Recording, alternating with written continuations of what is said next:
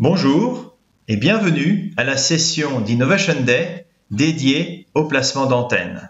Je vais commencer par poser deux questions. Avez-vous besoin de connecter votre produit à Internet sans fil? Par exemple, dans le cas d'une télévision connectée dans votre cuisine sur laquelle vous voulez partager des contenus qui viennent de votre téléphone portable ou bien de votre box Internet, vous avez bien une antenne positionnée sur la télévision. Dans le cas d'une zone de production où vous avez des machines-outils et des robots pour lesquels vous voudriez bien faire le contrôle de la maintenance à distance, sans fil, il va bien falloir placer des antennes sur les robots. Je m'appelle Emmanuel Leroux, je suis directeur technico-commercial pour Dassault Systèmes et mon travail avec mon équipe Simulia est d'assurer un bon lancement du business de la simulation électromagnétique que nos revendeurs SolidWorks peuvent proposer à leurs clients. Voyons un petit peu aujourd'hui quel est l'agenda. En premier lieu, je vais expliquer le rôle Electromagnetic Engineer disponible sur la plateforme 3D Experience sur le cloud. Je vais ensuite expliquer différents exemples de placement d'antennes dans différents types d'industries. On va bien voir qu'il y a deux types d'utilisateurs. L'expert qui va devoir faire la conception d'antenne avec notre outil, ou bien l'ingénieur de système qui va placer l'antenne qu'il a achetée de ses fournisseurs. Je vais conclure en vous donnant quelques takeaways. Donc commençons par vous expliquer les capacités de notre rôle Electromagnetic Engineer sur la plateforme 3D Experience. Le workflow commence par le concepteur de CAO mécanique qui va sauver son modèle SolidWorks sur la plateforme 3D Experience sur le cloud, en point numéro 3. À ce moment-là, tout le monde va être au courant qu'il y a un nouveau modèle qui est disponible. En particulier, l'ingénieur électronicien va pouvoir lancer le rôle Electromagnetic Engineer sur ce modèle et placer le scénario, faire sa simulation localement en point numéro 5 ou bien sur le cloud et visualiser les résultats localement ou les partager sur le cloud. Allons voir maintenant avec un exemple de What If Analysis comment ça marche. Comme je disais, en premier lieu, le concepteur CAO va sauver son modèle. Ici, on parle d'une antenne qui va être sauvée donc sur la plateforme 3D Experience sur le cloud. Et l'ingénieur électronicien va donc lancer le rôle Electromagnetic Engineer sur ce modèle. Ainsi, le modèle est chargé automatiquement, comme vous le voyez. Un petit template va aider à avoir la mèche bien adaptée pour ce projet et on va maintenant indiquer de quelle direction vient l'énergie électromagnétique pour exciter notre structure. Il s'agit d'une porte à guide d'onde qui est dessinée en rouge sur l'écran. Ensuite, on va expliquer quels sont les matériaux pour les différentes parties de mon modèle. La partie en bleu est en fait un diélectrique appelé Rogers que l'on va trouver dans la librairie. On va ensuite associer les différents matériaux aux bonnes parties du modèle. On va préciser la fréquence entre 0 et 6 GHz et on peut maintenant lancer la simulation qui va opérer tout d'abord dans le domaine temporel, voilà, et en domaine fréquentiel. On est un petit peu trop bas en fréquence, on a 4.7 GHz, on voulait 5 GHz, donc il faut faire un changement. Une notification est envoyée au concepteur mécanique qui va réduire le diamètre de l'antenne, car on veut aller plus haut en fréquence. Donc il va mettre 20.8 mm. Il va sauver son modèle sur la plateforme 3D Experience, sur le cloud, et à ce moment-là, tout le monde va être au courant qu'un nouveau modèle est disponible. À la fois l'ingénieur d'analyse structurale et celui qui fait l'analyse thermique va savoir qu'un nouveau modèle est disponible. En ce qui concerne l'ingénieur électronicien, eh bien, il va aller chercher le nouveau modèle sur la plateforme sur le cloud. Il va apprécier quel a été le changement qui a été fait. Ici, dans ce cas-là, le diamètre a changé. Il va charger le nouveau modèle et il n'a plus qu'à le simuler. on n'a pas besoin de refaire tout le travail de préciser pour la simulation. On peut lancer la simulation tout de suite. On voit qu'on atteint les 5 GHz que nous voulions dans notre projet. On a atteint notre objectif. À ce moment-là, le modèle peut être sauvé localement pour être partagé avec d'autres utilisateurs, ou bien on peut aussi créer un report qui va être partagé sur la plateforme 3D Experience. Et ce report, en fait, a l'avantage d'être lisible par n'importe quel dispositif, par exemple un téléphone portable ou bien un tablette, à n'importe quel endroit où on se trouve. Par exemple, le manager dans sa salle de réunion avec ses clients pourra visualiser le petit report. Ici, on voit le diagramme de champ lointain. Voilà un petit peu le fonctionnement du rôle Electromagnetic Engineer et sa connexion avec SolidWorks dans le cas d'une antenne Patch Antenna. Ce rôle est capable de simuler à la fois des dispositifs à basse fréquence, par exemple des capteurs, des systèmes avec des aimants permanents, des dispositifs électromécaniques et des moteurs électriques. Il est capable aussi, à droite, de simuler des cartes électroniques du point de vue de l'intégrité de signal, power integrity et la prédiction des performances de compatibilité électromagnétique. Il est également possible de faire une analyse thermique sur le PCB. Mais aujourd'hui, ce qui nous intéresse pour notre session à Innovation Day, c'est de voir comment placer les antennes sur notre produit. Donc, on va se concentrer sur la partie High Frequency. Voilà quelques exemples dans ce domaine. En particulier, on va commencer par la partie high-tech et je propose que l'on commence avec l'exemple d'un petit projecteur sans fil que vous voyez à droite sur l'écran. Il va partager des contenus à la fois avec le téléphone portable grâce à Bluetooth et au niveau de la box Internet avec Wi-Fi. Comment ça va se passer? Car il va falloir placer les antennes au bon endroit sur mon petit projecteur BIMI. Et comme le projecteur ne doit pas être trop lourd, on a effectué avant ça une optimisation topologique de son poids grâce au rôle Generative Design. Donc en fait, on a un châssis métallique en aluminium qui est plutôt plus léger en version 0.1 par rapport à la version 0 initiale. Donc finalement, on n'a pas beaucoup de positions pour mettre nos antennes. Les positions sont indiquées en verte. Quel est le workflow pour le positionnement d'antennes?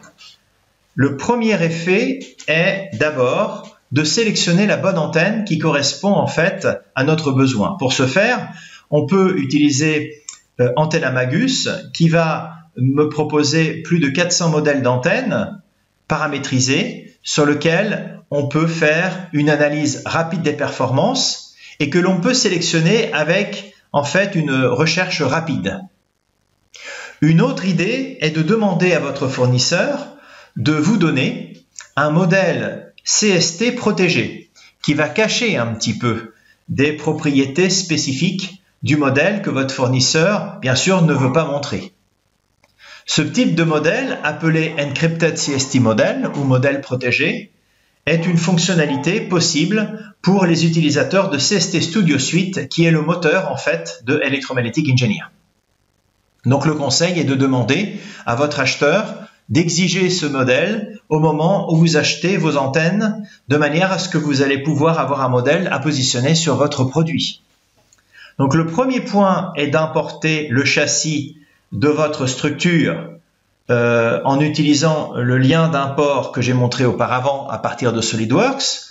Le deuxième point donc est de sélectionner des bons candidats d'antennes. Ensuite, il va falloir évaluer la performance des différentes antennes in situ, c'est-à-dire dans l'environnement où elles vont travailler, et de trouver des bonnes combinaisons entre les antennes de manière à avoir une bonne performance en tant que couverture du champ électromagnétique.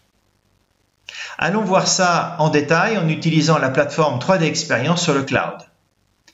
Le travail commence tout d'abord par la connexion d'abord de l'utilisateur à la plateforme et la sélection d'un modèle de plateforme. Donc pour nous, c'est le projecteur BIMI qui est importé directement à partir d'un search 6W tag. Voilà BIMI qui arrive. C'est un modèle assez complet de notre projecteur. Maintenant, nous allons importer les antennes. Je dis antennes au pluriel, car en effet, on a besoin de 2 antennes ici pour avoir une bonne couverture du champ. Donc, on va importer 2 fois la même antenne. Voilà la première.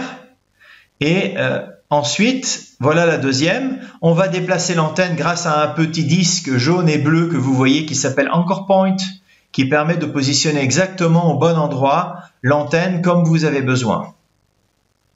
Ensuite, on crée un modèle de simulation du système composé de notre projecteur BIMI, qui est notre châssis, plus les 2 antennes, et on est prêt pour la simulation.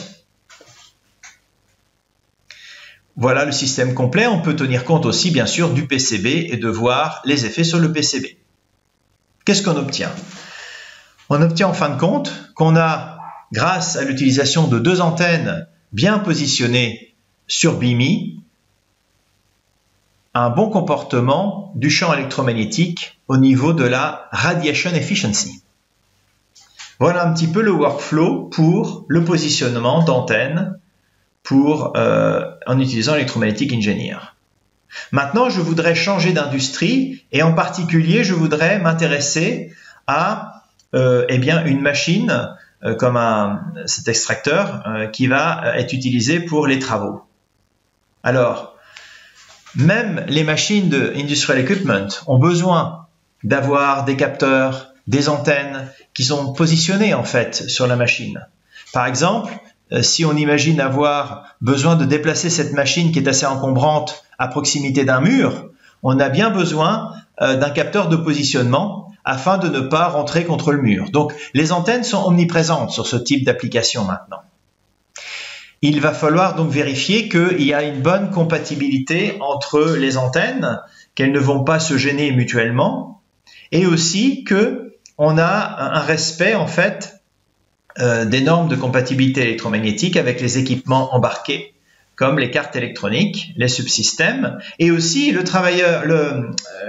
l'opérateur qui va être pendant toute la journée à travailler sur cette pelleteuse, eh bien, il va peut-être subir la présence d'une exposition au champ électromagnétique. Donc, il y a besoin aussi de calculer, en fait, le Specific Absorption Rate, qui va dire est-ce qu'on est bien dans la norme du point de vue du bioélectromagnétisme. Allons voir un petit peu comment ça se passe dans le cas de notre petite pelleteuse avec le placement de 2 antennes sur le toit, comme vous voyez ici. On voit bien comment le diagramme de rayonnement est détérioré par rapport au cas de l'antenne toute seule sur un plan de masse, vu qu'on place les antennes sur la pelleteuse. Ensuite, comme je disais, il est important de réduire le risque d'interférence entre les antennes. Et pour ce faire, nous avons un outil qui est très sympa, qui s'appelle un Co-Site Interference Tool, que l'on trouve en fait facilement en tant que résultat final pour nos simulations. Une fois qu'on a fait la simulation de chaque antenne excitée sur la structure qui est notre pelleteuse, on va obtenir ce type de diagramme où on voit par exemple en vert ici que je n'ai pas de problème en fait d'interférence entre l'antenne de réception UHF avec l'émission GSM, mais j'ai un problème en rouge entre la réception GPS et la transmission UHF. En cliquant sur le petit bouton rouge, on s'aperçoit à quelle fréquence je vais avoir une collision. On va vous donner à ce moment-là des moyens de mitigation pour résoudre le problème. Je voudrais maintenant me concentrer sur un petit travail qu'on a fait avec Square Robot, qui est une société américaine qui s'occupe en fait de l'inspection de cuves de pétrole. En fait, ils font des petits robots qui vont aller inspecter est-ce qu'il y a des défauts à proximité des parois de la cuve du pétrole. Donc là, on voit le petit modèle du robot en SolidWorks. Comme d'habitude, on va sauver le modèle sur la plateforme 3D Experience, sur le cloud, et on va essayer de positionner une antenne sur le robot. Voilà, donc quand on lance le rôle Electromagnetic Engineer, on voit que le robot est importé automatiquement, et on va maintenant s'intéresser à la simulation de l'antenne toute seule. Voilà le diagramme de rayonnement de l'antenne. Comme je disais tout à l'heure, on a la possibilité aussi de créer un petit report qui est très sympa avec 3D Play comme app qui va me permettre sur la 3D Experience Platform de créer un petit report que n'importe quelle web app application va pouvoir lire. Donc ça veut dire que mon manager situé dans une salle de réunion va pouvoir partager les résultats avec ses clients, même à partir de sa tablette ou bien de son mobile phone. Maintenant, simulons l'antenne, ou plutôt, comme le robot est plutôt gros et l'antenne est plutôt petite, on ne va pas simuler l'antenne elle-même, mais on va simuler un équivalent de l'antenne, qui est en fait un équivalent de champ proche que vous voyez ici, qui va représenter la source du robot qui est émaillé ici, vous voyez, et on observe à la fin quel est le couplage avec les autres parties du robot un peu partout. On change maintenant de projet, toujours en Industrial Equipment, et on s'intéresse au positionnement d'une antenne sur le toit d'une machine agricole. Le processus est toujours le même, on simule toujours l'antenne toute seule ou bien placée sur un plan de masse, on voit comment elle fonctionne. Voyons ici le coefficient S11 qui indique à quelle fréquence fonctionne l'antenne. On voit ici le diagramme de rayonnement.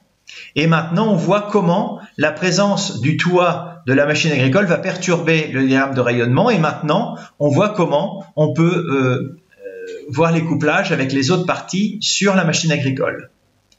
Alors, on va simuler l'antenne toute seule avec peut-être un laptop, mais pour simuler la machine agricole, c'est quand même un petit peu plus gros. Donc là, on a l'avantage avec le rôle Electromagnetic Engineer d'avoir jusqu'à 128 GB de mémoire RAM disponible sur le cloud. Et on a jusqu'à 16 corps à votre disposition pour la simulation. Donc ça donne vraiment une solution scalable pour votre simulation. Vous n'êtes pas limité. Maintenant, allons voir qu'est-ce qui se passe avec nos petits robots et nos machines-outils, comme je disais tout à l'heure. On parle donc de la simulation de Industrial Internet of Things. Pour les besoins de la révolution industrielle 4.0, il faut bien connecter les machines-outils et les robots entre elles avec des antennes. Et pour ce faire, il y a 3 phases qui est nécessaire. Premièrement, il faut décider de la bonne positionnement de la source du réseau 5G dans en fait la zone de production. Ensuite, il faut positionner sur les machines-outils des capteurs au bon endroit. Ensuite, à la fin, il faut s'assurer que je vais avoir un bon coverage de mon signal 5G sur toute la zone de production. On va s'intéresser aujourd'hui surtout au positionnement des antennes sur des équipements comme machines-outils ou robots qui existent déjà. Et donc, on doit voir l'effet en positionnement d'antenne. Donc, on voit par exemple ici en bleu sur l'écran, où on voit le petit radome qui protège l'antenne et qui est placé à 3 endroits sur ma machine-outil. On s'aperçoit par exemple quand on compare avec le diagramme de rayonnement avec un plan de masse idéal que nos diagrammes de rayonnement sur la machine-outil ressemblent assez finalement au cas idéal. On a simulé ça avec la méthode temporelle disponible dans Electromagnetic Engineer et on s'aperçoit qu'on a un bon comportement de l'antenne positionnée. Par contre, sur cette position-là, quand on regarde derrière, on s'aperçoit en vert et en bleu, qui sont les minima de champ, qu'on n'a pas un bon positionnement. Donc là, il va falloir faire attention, car on va peut-être pas être capable de faire un bon monitoring de la maintenance de ma machine-outil si on positionne un capteur, une antenne à cette position. Donc ça, vous voyez bien que le rétrofitting finalement des machines existantes avec des antennes qu'on va rajouter n'est pas si simple. Il faut simuler plusieurs configurations. Maintenant, la question est de savoir, mais est-ce que je vais avoir assez de champ pour couvrir toute ma zone de production? Alors, pour ce faire, il faut faire un calcul. D'abord, on s'intéresse donc à des fréquences 5G typiques pour ce qu'on appelle le 5G pour Industrial Internet of Things, qui sont dans une bande de fréquence entre 3.4 et 3.8 GHz. Et considérant la longueur du bâtiment, 123 mètres par 54 mètres, on s'aperçoit qu'en termes de longueur d'onde, lambda, on a un modèle très gros, 1563 lambda. C'est quelque chose d'énorme. C'est-à-dire qu'on ne va pas être capable de faire ça avec une machine, avec un solver, temporel ou fréquentiel qui va en fait mailler d'une manière volumique notre volume de calcul. On va donc faire une simplification. On va prendre l'hypothèse d'être en champ lointain, ce qui va permettre de simplifier les équations de Maxwell, et on va faire tourner un solver asymptotique disponible dans Electromagnetic Engineer qui va permettre justement d'obtenir une couverture de champ dont on voit une image ici avec un accès 5G à gauche. On voit en fait à droite, en rouge, qu'on a des zones où on n'a pas assez de champ. Donc on ne va pas être capable, si vous voulez, pour ces machines en vert ici, de pouvoir les commander à distance ou pouvoir faire en fait le contrôle de leur maintenance à distance. Donc il va bien falloir trouver peut-être une solution, peut-être rajouter un autre point d'accès pour le 5G. Cet exemple montre en fait qu'il est nécessaire d'utiliser plusieurs méthodes numériques et pas une seule. En effet, dans le cas d'une antenne toute seule, on peut utiliser par exemple la méthode temporelle qui s'adapte bien dans le cas où on a ce qu'on appelle large bande, c'est-à-dire on a une grande bande de fréquences à simuler. Dans le cas où on a une seule fréquence à simuler, on peut utiliser la méthode fréquentielle. Mais dans le cas de notre zone de production, qui était si grande du point de vue de la longueur d'onde, il n'y a pas d'autre solution que de prendre une méthode asymptotique. Et on a de la chance car toutes ces méthodes sont comprises dans Electromagnetic Engineer. Donc vous pouvez vraiment, et vous êtes guidé avec un wizard qui va vous conseiller la meilleure méthode à utiliser selon votre situation et votre application. Bien sûr, toutes ces solutions sont intégrées dans Electromagnetic Engineer qui marche sur la plateforme 3D Experience sur le cloud. Voilà, je voudrais maintenant faire un petit résumé de 3 points importants à retenir de ma présentation. Le premier point, je pense, est que en fait, la simulation électromagnétique n'est plus un nice to have. C'est vraiment un must maintenant, car c'est nécessaire pour assurer un bon positionnement des antennes sur votre structure, sur votre produit. Electromagnetic Engineer est une solution sur la plateforme 3D Experience sur le cloud qui est ce qu'on appelle scalable. C'est-à-dire qu'elle va être capable de vous permettre de simuler, par exemple, une antenne toute seule sur votre ordinateur portable, localement, mais si vous voulez mettre l'antenne, la petite antenne sur votre machine agricole, eh bien vous allez pouvoir faire tourner le calcul sur le cloud jusqu'à 128 GB de RAM et jusqu'à 16 corps. Si vous avez besoin de plus, ou bien si vous voulez aller encore plus vite, il est possible aussi de rajouter des SimUnit Simulia Token ou bien des SimUnit Credits pour avoir accès à des capacités de simulation supplémentaires même pour un temps limité. C'est vraiment du pay-per-use. À la fin, on se rend compte que l'utilisateur de Electromagnetic Engineer est d'un côté l'expert qui va devoir faire la conception d'une nouvelle antenne, mais aussi il peut tout à fait être utilisé par un ingénieur système qui va positionner l'antenne qui est acheté par sa société à partir d'un fournisseur, qui va lui donner un modèle CST protégé, encrypted, on a vu ça tout à l'heure, ou bien, grâce à Antenna Magus, il est possible en fait d'obtenir un modèle équivalent de l'antenne qui est achetée à votre fournisseur. Et ce modèle va être positionné sur la structure, sur le système, et c'est possible de faire ça même si on n'a pas de PhD en électromagnétique. Voilà un petit peu ce que je voulais vous faire voir aujourd'hui. Si vous avez des questions, n'hésitez pas à m'écrire, emmanuelleroux@3ds.com et n'hésitez pas à nous solliciter sur le website www.solidworks.com et sur LinkedIn, Facebook, Twitter, etc. Merci pour votre attention.